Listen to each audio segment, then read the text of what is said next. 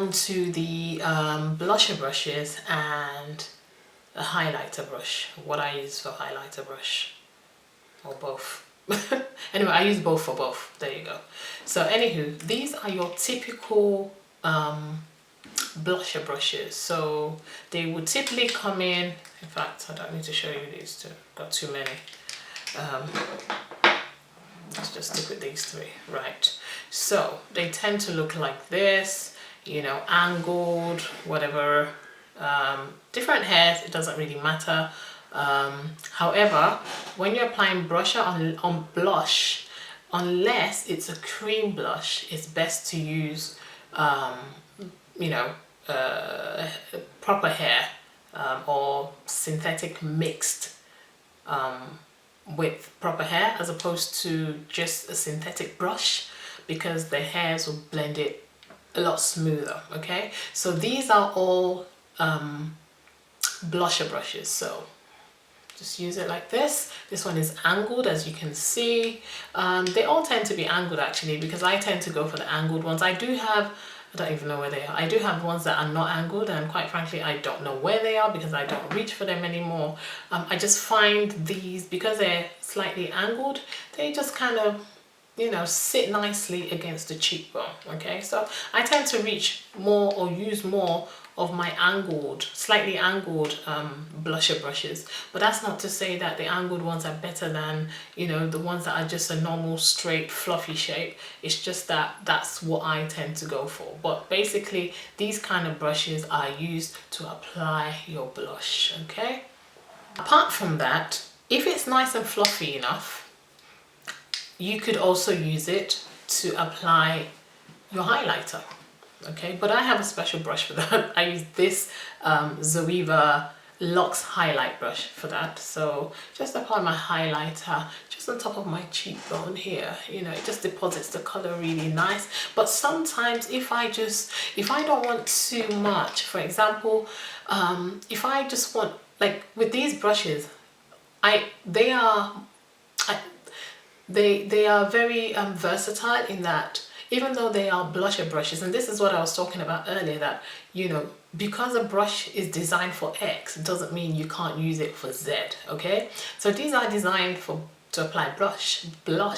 They are blusher brushes. However, they are so versatile that you could also use them to apply powder. You could use them to apply powder to set under your eye, on the bridge of your nose, you know, in those areas where you would normally apply your highlight. For example, if I wanted to do a soft contour, as opposed to, you know, having that sharp chiseled contour like that, if I just want it nice and soft, rather than go for things like this, which is definitely for contouring, as you can see, but I find this is quite harsh. It gives a harsh line. But, you know, that depends on the look you're going for. If it's a look that requires a harsh line, then I bring out this bad boy. However, I hardly ever reach for this because I tend not to go for that hard look. I like it nice and soft, but, you know, every now and then you go there. So rather than use this brush for my contour, you know, or using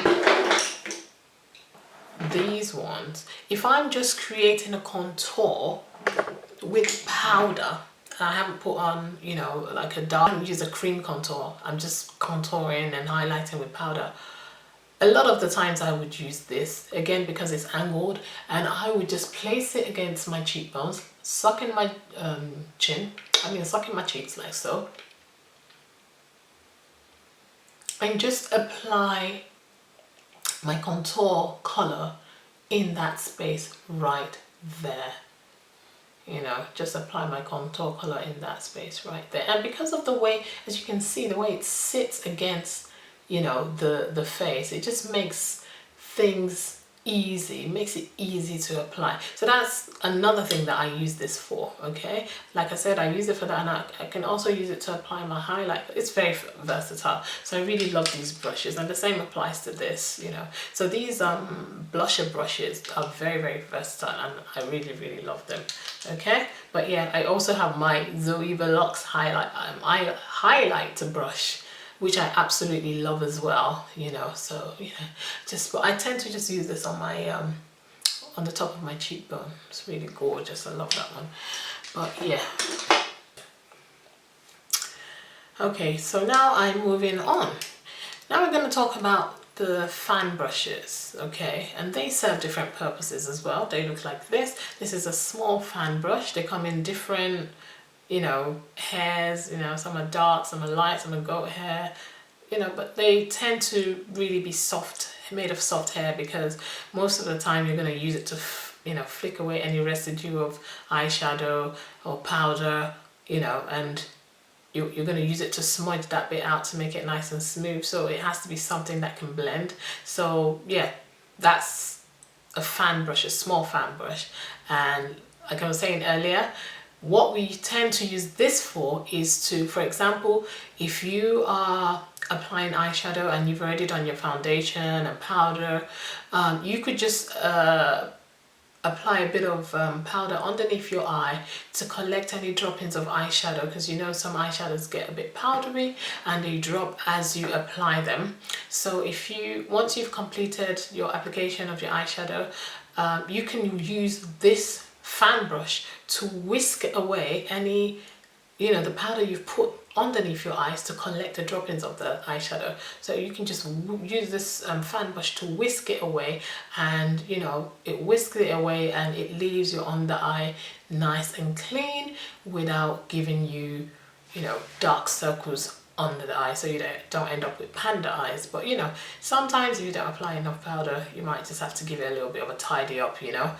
And that's what I always recommend, to apply your eye shadow before your foundation and powder. But hey, that's my choice. So anyway, that's what a fan brush is for, especially these small ones.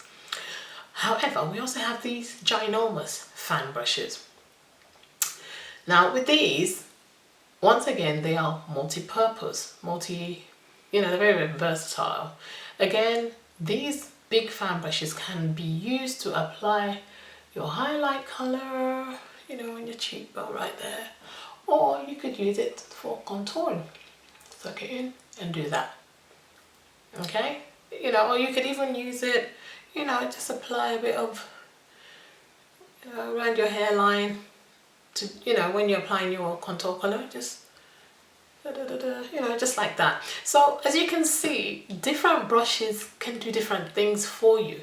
It's just you deciding, okay, out of all these brushes, which one am I going to go for? And you can watch this video over and over, you know, just to decide which one appeals to you the most, okay? But fan brushes typically come like this. The smaller ones, which are to clean under the eye, and the big fluffy ones that I tend to use for highlight and contouring if necessary. So that's it, right?